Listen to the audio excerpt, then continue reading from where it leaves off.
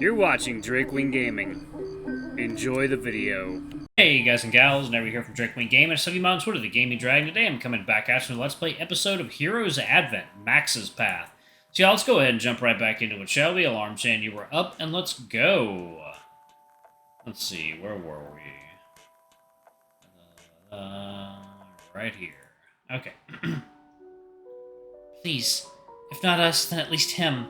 As long as I understand. Oh, Jesus, that was... Alyssa! You wake up after having fallen asleep in the middle of class again. Looking from side to side, you found everyone in the classroom staring at you. Even the professor seemed more concerned than angry.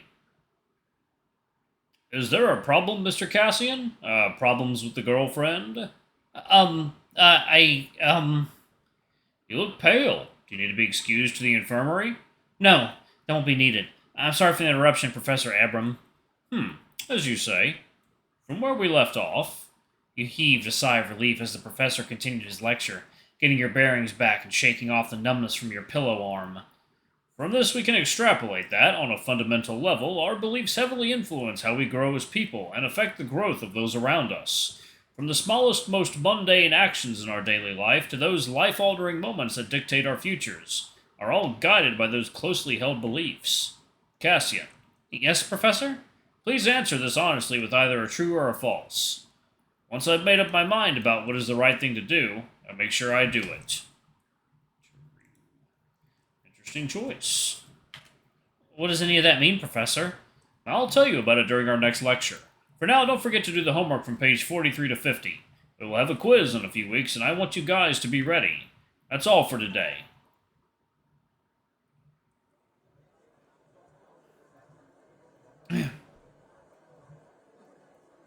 What voice should I do for Carl? I keep forgetting. Let's see. So Abram's class was a real snorefest, huh? Huh? Carl? What? You good, Cassian? You look like you just seen a ghost. Want to ditch classes for the rest of the day? I'm down if you need the rest. No, I'm fine. It just feels like I haven't seen you in ages.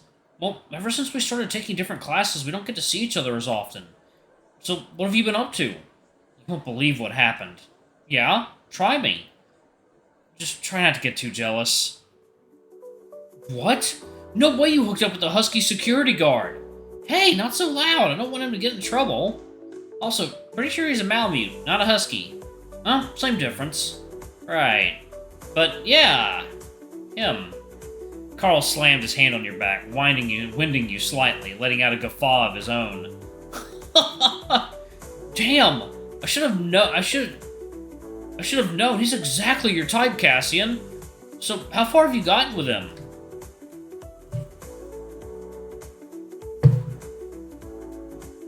Not even so much as a kiss, honestly. Does he play hard to get? If only if it were playing. When I asked him out the first time, he thought I meant joining him on patrol. Damn! Hot and stupid type. Get me one of those. He punched you in the side, playfully. You've never seen him grin this wide before. Still, you're right. I envy you. Wish I had that kind of luck. Hey, maybe if you can find the dragon of your dreams on campus, too. Well, I was gonna head to the canteen. Wanna come with? Actually, I already had plans to have lunch with Max. He won't mind me being a third wheel for a day, would he? Besides, I wanted to show you how far I got into that game you recommended to me before vacay. Sure. I want to catch up. Really feels like years since we got to talk. Bro, we see each other every day at the apartment. What are you on about? Oh, right. Stepping out of the classroom, you could see Max waiting for you, leaned against the opposite wall. Cassian, I was waiting for you. I just got off my shift. Max, we were just talking about you. Is this the roommate you mentioned before? I'm Carl, Cassian's friend since childhood. Ah, well met, Carl. Thank you for taking care of Cassian this whole time. And you make sure to take care of him, Mr. Security Guard. Of course, that's my job, isn't it? So, Cassian, ready to go eat? I think I could go for a few steaks. Actually, Max, change of plans. Could we eat here at the canteen? I wanted to catch up with Carl here. Here at the canteen? But the meat here isn't... Good, yeah. You don't mind if I order something in, would you? Not at all. I would know you're picky about what you eat. Great. What do you want? You too, Mr. Childhood Friend. Lunch is on me. Whoa! Well, I won't say no to that. The three of you headed to the canteen dining area while Max put in an order over his crystal communicator. When you got there, you quickly managed to find an open table. The rest of the dining hall was unusually empty. You watched Carl take out a familiar, beaten-up handheld console before switching it on. Most of the stickers that used to adorn it have either faded or fallen off, leaving just a sticky paper residue behind. Do you remember that part of the game I've been hyping up about this whole week, right? Which one? It's that one mission at the monastery with the tougher enemies and rare drops. Ah, yeah, the quest of Zabuza, right? Yup. That's from one of the optional objectives too, right? Yes, the quest giver wants you to kill the remaining cultists in the monastery for the bonus rewards. But I've kind of been hesitating because the only cultists left are innocent, right? Yeah, they are. The cult leaders and their zealots you kill during the main story. Everyone left is just innocent people that didn't know they were worshipping the big bad. But it's kind of like, what's that game? Symbiosis, Joel? Oh, that? But which one? There's like 3 of them. Thinking, water time. Well, and we are back. Okay. It's the same mechanic in all of them, isn't it? No, in the third one they added a flying mechanic too. Ooh, gotcha. I didn't play that one, so I didn't know. Either way, it's kind of like how you can kill the dad and the sisters for bonus stuff. Because otherwise it just gives you a harder time and a nicer ending. Actually, I'd much rather kill the dad than spare the sisters. Yeah, you know what? You're right. That was probably not the best example for this case. But anyway, we're getting sidetracked. The point is, in Zabuza, the side quest asks you to kill the remaining cultists just to be safe. They drop a lot of cryptic runes when you beat them. And the quest reward is a spell sword which lets you cast any set skill at no cost. Huh, that does sound pretty sweet. Right? So, should we do it? We should leave them alone. Well, the reward is tempting for a reason. I don't think it's worth it. Bit of a spoiler, but these guys never wind up reviving the cult afterwards. They just sort of get their senses back at the end. Kind of negates the quest giver's worries. Yeah, I really didn't know what to do. The way they coded the NPC's AI was super convincing. I wasn't sure if they were being honest or just tricking me. Pulling out your weapon in front of them makes them beg for their lives like they meant it. Sheesh. I don't want to do anything like that anymore. Yeah, me neither. I guess a reward isn't worth the mental scarring. You should just turn in the main quest and forget about the optional stuff. Good point. I'll do that then.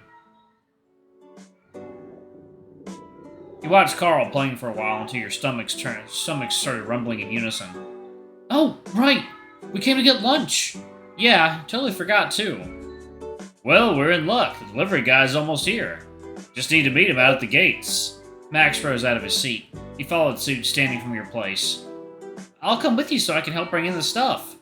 You wanna come, Carl? No, I'll wait here and save our seats. Here, for my share.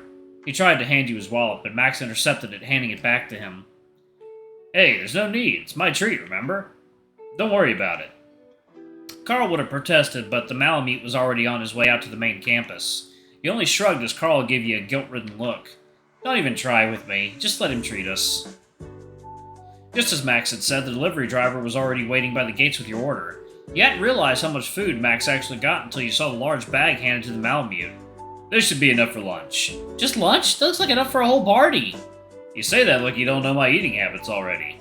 I worry because I know your eating habits. I think I can carry this myself. Can you get the change? Sure.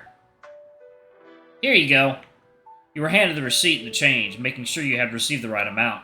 Taking accounts, you noticed the driver gave you 5 over. The driver seemed in a hurry to get back on his motorbike and leave. You could stop him and give back the excess, though given his haste, this was his mistake to pay for. Stop him. Do the right thing. Everything alright, Cassian?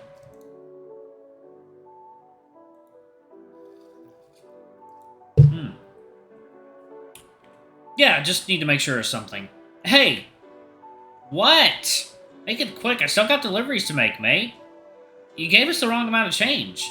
What are you on about? I didn't cheat you on the change. You showed him the receipt, briefly explaining to him how the amount didn't add up. Ah, shit. Yep, you're right. Thanks, mate. I owe you one. I already got put on notice by the boss man, you see. Can't keep making these mistakes. He handed back the extra $5, watching him pocket it before revving up his bike to leave. Hey, Cassian, hurry up before the food gets cold. Ah, coming! You really gotta try these hot wings, before I finish them all. Hey, leave some for Carl! When he got back, Carl's eyes grew wide at the veritable spread that Max had ordered. placed the lion's share of the order closer to his seat, and placed Carl and your share closer to your seats. Holy, does he normally eat that much?